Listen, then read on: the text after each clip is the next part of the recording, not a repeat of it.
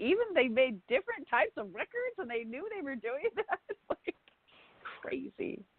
Yes, but so that raises another question. You're about to start your own record label, so how is that going? And also, how kind of success have you had? Because I've heard this complaint from a lot of independent artists with getting your stuff played on quote-unquote mainstream radio. I know there's plenty of radio stations. Of course, you can have podcasts like me doing these interviews and everything, and small community stations like what COM is doing interviews, but it's a lot harder getting it on the mainstream, and I imagine it's even a lot harder getting into certain kind of festivals and clubs and things of that nature. So I imagine you're probably going to do something a little subversive to upset the apple cart. But how has it been, and what are you going to do to change the narrative, for lack of a better word? Well, I think really, if you talk to most people that I know think that mainstream music right now is pretty much, I don't want to use a four-letter word, but I don't think crap is the four-letter word. I was allowed to say that when I was little anyway. But, I mean, I think there's a lot of low-quality stuff out there. I think it's very formulaic. I feel like it's almost like music that's just supposed to put you in a trance, and it's like a cheerleading, like, it's not music. And so I don't want to be part of that. I don't want to be part of mainstream music, because mainstream music sucks right now. I don't know who's good in mainstream music right now. I don't hear anybody that I think is. There's some talent I see, but the overall artistry is not there. I don't think the recording. I think if you listen to how things were recorded in the 70s and 80s, maybe even early 80s, there was kind of a peak of like the sounds you could get in studios, and now everything sounds like it was generated by a computer. That's just my opinion. I realize that, and I'm talking about mainstream stuff. So my label's doing great, and there's a lot of people who, like I said, who aren't happy with what's going on in mainstream, and so they're looking for, places to find things that, are artists are still trying to actually make music. And that's what I'm building my label. I'm about to put out a couple more. I'm not ready to release their names yet, but I've got a couple artists that I am going to put out a record for them next year when I'm done promoting this record on my Blue Star record company label. And this label is just going to be devoted to it. The songs have to be good. The songwriting has to be solid. And I want to make sure that the records are recorded properly and in the right way and mastered. Like people put out records now that aren't even mastered, and I don't know if you know what that means, but that means that if the finishing touches aren't there, and sometimes if you try to play it on your stereo, it could blow out your speakers because it hasn't been, the low end might not have been compressed. That's mastering is the end product of the recording. The whole recording journey.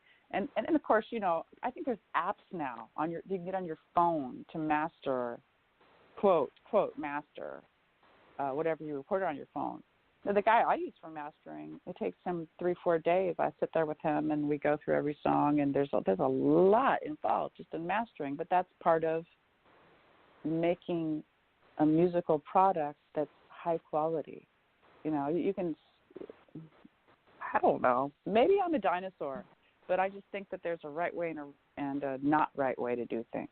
And I think if you're going to do it, you should do it as to the best of your ability, the way that's going to bring the most fidelity, the way that's going to touch people the most, that's going to, have the most impact artistically, instead of just trying to do things fast and quick and who cares? No one's going to notice. I think that's the idea everyone has. Like, no one cares anyway. Yeah, you're right. We got 10 more minutes, but that's the attitude that a lot of people have and everything. So if somebody was interested in recording for your label, what kind of musicians are you looking for? Are you going to be primarily doing established musicians, if you don't want to name any names, or are you going to be looking for some developed musicians? And what kind of sounds would you be looking for if somebody was listening to us and were like, I like what Kim was talking about. I like her attitude. I want to get on her label. Well, I mean, I would definitely any type of American music,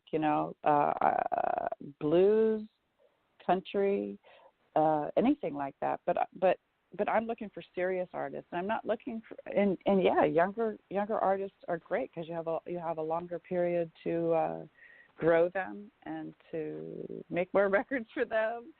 I'm looking. My eyes are open to a lot of different possibilities. But I just want to, as I move forward in my career, support people who are serious about making music from an artistic standpoint to touch other people. So I mean, I would do gospel, I would do blues, anything, as long as it's like real music that's thought out. I don't know. Like I just have to hear it, Right, definitely.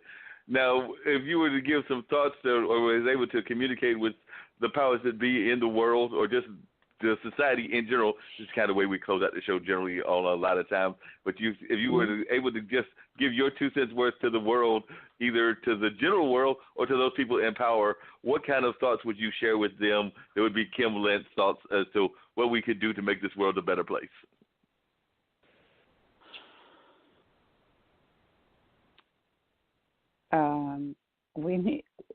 The only thing we can do to make this world a better place is to make sure that all the children are taken care of. All the children that are being born today and all the little children that are here right now, they're being fed, they're being educated, they're being loved, they're not being abused, because this is the only way we can change our culture, is for these children to not be abused and to be taken care of and to be respected and to be loved. And then the future will be wonderful. That's the only thing we can do, because the people that are already messed up, it's really hard to unmess them. But these little perfect creatures that come into our world, we need to value that and grow that. That was my opinion. No, I totally agree with you, and that's actually why I sometimes support some of our younger activists and everything. And when I say young activists, I'm thinking about people that are even in their 20s and 30s. Yeah, they may make some thoughts and some attitudes that we don't necessarily agree with, but I'm just glad that they're out there at least making some noise, because too often I think that some of our young folks are not paid attention to. So I'm so glad that folks like AOC and Ileana are out there making plenty of noise and are making people a little bit uncomfortable. Too. Make more we definitely noise. need more noise. Oh, I think we need a lot more noise.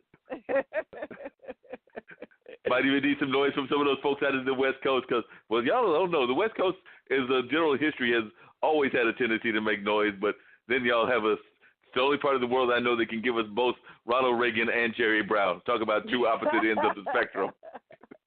We got it all out here. Yeah, we do. I don't know. I love California as a state, but we have our problems too. We have to keep getting better. We're trying. Because you originally moved not from California, but you moved from California from. I was going to say that your home was not in California. That you moved to California. Is that correct, or were you always out in California? Well, I grew up in San Diego, and then I lived for about 9 years when I was finishing college and started my music career in Dallas. Right. So a lot of people think I'm from Dallas, but then when I had my child, I moved back to Southern California. I think you have that homing beacon that goes off when you have a child for whatever reason. Yeah, in Dallas, I'm sure Dallas has had a very fascinating music community, because I know Austin does, and I'm thinking Dallas can't be that far from Austin, so it probably had an interesting music community while you were there as well. Because I know when they talk about independent rock community, they would put North Carolina in the Triangle, which is where I live at, in there with Austin and Seattle and some other places like that as being kind of the beacons of that indie rock scene that was out there, I want to say in maybe the late 90s, early 2000s. Yeah, totally. But, Dallas is kind of its own place. Austin has really been more of the music mecca, but for me, it was a great place to start being a musician, because there were fewer musicians there, less competition for just to get a gig.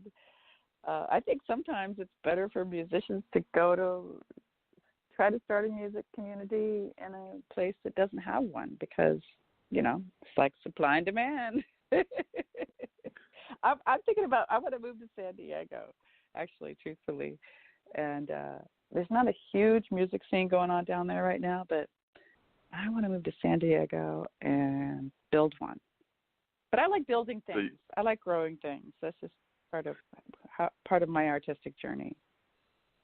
Is growing these things, so we might see the Kim Lenz empire coming out of San Diego versus coming out of LA. Never know. but don't tell her where. I'm building a one-woman show that's probably going to be coming around in 3 or 4 months. I'm traveling with my own sound and light, and I'm going to be controlling everything. It's going to be outrageous. And I think you're going to. So when you say a one-woman show, I'm assuming that it's going to have some theatrical elements to it as well, and not just a music performance. It's going to be theatrical. It's going to be, it's going to be crazy. I've been woodshedding, working every day, building kind of a skeleton. I'm going to be running sound. I'm going to be running a few tracks from my record. I'm going to be playing guitar and singing on about 3 different mics for different things, and maybe playing a little steel guitar, stomping. I got a stomp board I'm building, and I'm going to have lights that are programmed for my songs. I want to be able to do it all myself. I don't know. It feels like I want to prove that I can. So this is going to be a one-woman show. There's going to be no band with you other than you. Just me. I'll probably bring a couple people with me because I'll need someone to help me, set up all this stuff every day and sell some merch, hopefully. But I'm coming at you. Watch out. This sounds like this is going to be a fascinating show. So we're going to have to get you back on when the show comes closer. But you're thinking sometime in the spring or the fall time, spring or summer of 2020? I'm thinking toward the end of this year. Okay. I'm only 2 or 3 songs into rehearsing what I'm doing, and still working out some bugs on how to do it because it's going to be a lot of things going on at once. So as soon as I get about halfway through, then I'm going to start booking it. Okay. So we're definitely going to have to find here. After it gets booked, we're going to have to find a way to bring it to North Carolina. Dean, you think you and your wife will be ready to bring it to New Jersey, New York? That's quite possible. Yeah. So we'll have to see about them. Because he's based in New Jersey, but his wife has got an event planning company that is working with 2 of her friends called 3 Harlem Sisters. So they opened not that long ago. What was that, about 3 months ago, Dean? Yeah, about 3 months ago. Yeah, so they're getting their business off the ground out there in New York. They knew each other for many years and have now formed a cooperative business together. So, and they have different elements. One is a regular cook, one is more of a confectionery cook, and then Dean's wife is more into the event planning. Is that a fair description, Dean? It is. Cool. I think you got it all Dean, yeah, they got it all covered, and then Dean can help with some of the marketing and other stuff as well. But we're getting ready to wind down this show. It's been great having you, Kim. As always, I enjoyed the conversation last time, and I've enjoyed this one as well. And this one you can actually catch online, unlike the other one, which I don't always record at COM, but this is all available on, we'll actually re-air it on, what is that show that we're on, Dean? Skyhawk Radio. And then, of course, right, and that'll be tomorrow afternoon, and then we're also on TuneIn, Spreaker, and various other platforms. So if you just type up Straight Talk with Dean and Mark, you'll see that you came in at about the 40-minute mark, and then we just had conversation for about an hour and 20 minutes, and it was very lively conversation, and we'll have to get you back on. Next week, I've got a fellow podcaster on, as well as maybe a couple of the other guests as well, so that should be a good conversation. Then we'll have a couple of weeks off because Dean's got a business meeting, and then there's Memorial Day. But all of June and July, we're already booking stuff, so looking forward to that. So if you have any parting thoughts, thank you. Always fun to talk to you, Kim. And do you got any parting thoughts, Dean? Everybody have an outstanding week, and we appreciate y'all for listening. Definitely. So we enjoyed having both of you on.